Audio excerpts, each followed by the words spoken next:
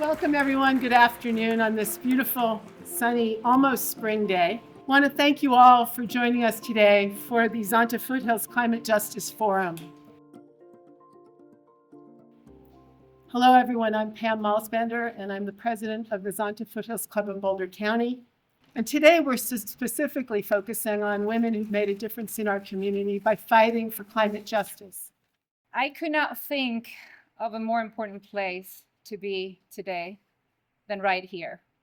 We need to look for leadership beyond ourselves, considering our current situation. And I know these amazing women in the panel today are going to talk about the solutions and all the work that they're doing to bring forward and empower women. First of all, I would like to introduce the first place Climate Justice Scholarship winners, Mariah Bowman and Sarah Fleming. Thank you so much for coming. My name is Mariah, as you heard, and this is my friend Sarah, and we're really grateful to be here with you today. And we're so grateful for Zonta and the scholarship that we received, because without it, like a lot of women, we would have been doing our labor unpaid. So we are super grateful for the monetary support, but also for the acknowledgement. So thank you. Thanks for having us. Sarah and I met in a class last fall on climate action planning. And it was like a technical class about how institutions can reduce their greenhouse gas emissions. And in this class, we looked specifically at the University of Colorado's climate action plan. And so we studied it, basically. And the class ended, as classes do, and then the University of Colorado released its final climate action plan. And we looked at it, and we had some big problems with it. We needed to train kind of a next generation. And so what we did is we created our own class, and we are now teaching 24 undergraduates about the principles of climate action planning that we learned the fall prior.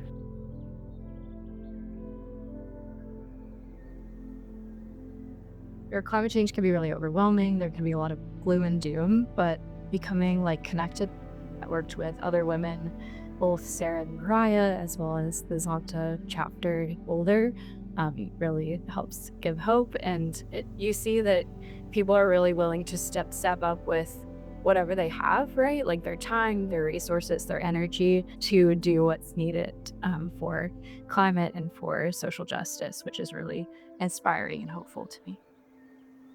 Besides the monetary reward, the appreciation has been really nice. And I think what's been nice about it is that it's been kind of intergenerational. We're a group of young women, and Zonta is a group of women who are much older than us. And so to have a group of women who are established and who know a bit better how the world works, gave us the safety of their appreciation and to cheer us on has been a huge deal. So thank you. Next, I would like to introduce to you Casey Davis. Thank you. It's really cool to be here and be part of this gathering of people. Something that I'll talk about is that I think what's so important is gathering community from all these different backgrounds, and this is such a good example of that. So it's really, really cool to be here. My research is on organic electronics, which are kind of touted as being more environmentally friendly as are inorganic battery alternatives because they're cheap, so that's good for sort of climate justice, accessibility, and since they're organic, they don't involve mining of the metals, and they're really scalable. It's a pretty new technology. We don't really have it all together yet. So what I'm working on is just being able to understand them better in order to develop better materials. And these could be used for, as I said, batteries, energy storage, as well as solar, photovoltaics, and hydrogen generation, but green hydrogen generation. And then the other part of my PhD that's a bit more applied to climate justice is trying to figure out how we can integrate energy justice into STEM academia and how we can convince scientists it's important and include it in the future. These are all things that are under attack right now from the DOE in particular, which is what I'm totally funded off of. We're trying to figure out how we can get around that and speak about our science and our work in a way that's accessible and interesting to everyone. As I've said, I really love science, and I think it's important. I think that energy storage in particular is so important to solving climate change, but I also think that we can make all the science that we want, and if it's not being implemented at all or implemented in a just way, then it doesn't really matter. Science often follows policy. We kind of have this idea that scientists are just working on whatever we need and that they'll make whatever we need for us, but if there's not money for something, scientists are not doing it. So if we can get the policy in place and let scientists do their thing, as well as the policy in place for all these other climate solutions that we need, I personally believe that's much more impactful on climate change.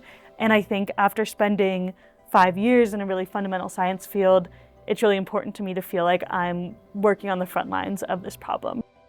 I'm not allowed to say climate justice is part of my work really anymore. So having this scholarship and this forum and this community of people who are really focused on climate justice and climate justice for women in particular is just so good for the soul.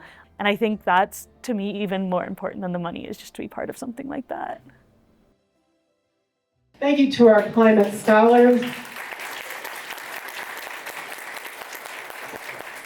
I think you'll all agree that the work they're doing inspires me, and I hope it inspired all of you to have some hope for the future. We have some strong leaders who are really putting themselves out there to make change.